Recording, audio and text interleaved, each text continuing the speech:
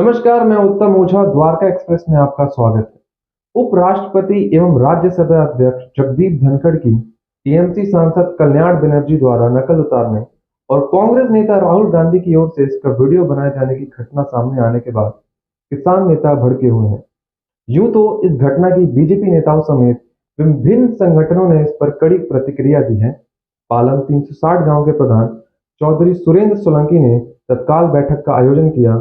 इसमें किसान नेताओं के साथ साथ जाट नेता भी शामिल हुए और टीएमसी के सांसद द्वारा माफी मांगने की मांग की। चौधरी सुरेंद्र सोलंकी ने बताया कि अगर टीएमसी सांसद माफी नहीं मांगेंगे तो आने वाली 24 तारीख को बड़ी महापंचायत का आयोजन किया जाएगा, जिसमें बड़े अहम फैसले लिए जाएंगे। पालम 360 खाप के जो प्रमुख लोग हैं उनकी एक बैठक थी और एक रणनीति बनाने के लिए चर्चा हुई और जिसमें ये फैसला हुआ कि 24 तारीख को एक महापंचायत बुलाई जाएगी दिल्ली के द्वारका में। ये द्वारका गार्डन मटियाला स्थित डीपीएस स्कूल के पीछे, और उसमें आगे की रणनीति बनाई जाएगी। और जब तक वो लोग माफी नहीं मांगते हम लोग चुप बैठने वाले नहीं है। मैंने पहले ही कहा, पालम 360 खाप का एक इतिहास है।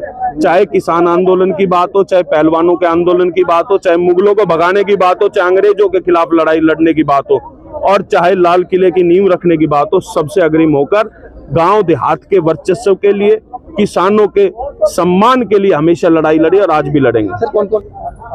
देश की संसद का सबसे बड़ा काला दिन अगर कोई था तो वो कल का दिन था, जिसमें लोकतंत्र की सबसे बड़ी पंचायत संसद के अंदर किसान के घर में जन्मे एक बेटे का अपमान किया गया, उनकी मिमिक्री की गई, उनका नाटक बनाया गया।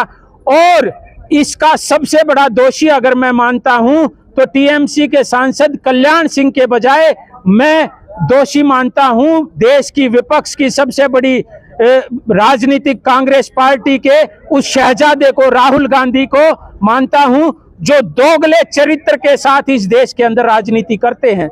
देखिए कि किसान का बेटा अगर उपराष्ट्रपति तक पहुंचा है तो इनको बर्दाश्त नहीं हो रहा। उसके बारे में अब सब बोले गए हैं।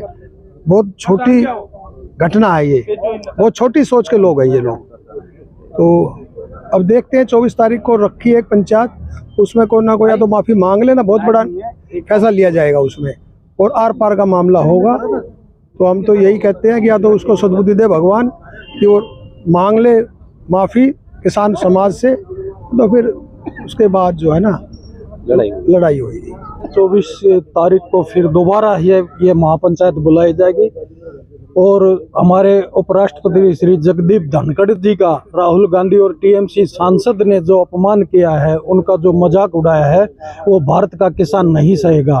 भारत के 13 करोड़ किसानों में आक्रोश है, उनको बड़ा दुख पहुंचा है, उनके दिल को ठेस पहुंची है।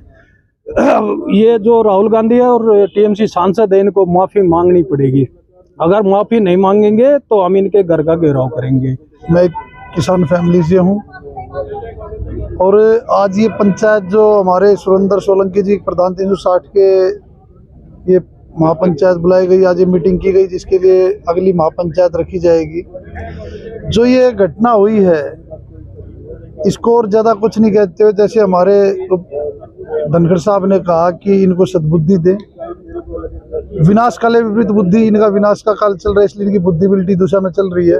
आज हमारे यहाँ मीटिंग हुई थी, जो कल उपराष्ट्रपति जी का जो अपमान किया है राहुल गांधी और टीएमसी के सांसद ने, उसका बहुत ज़्यादा आक्रोश था।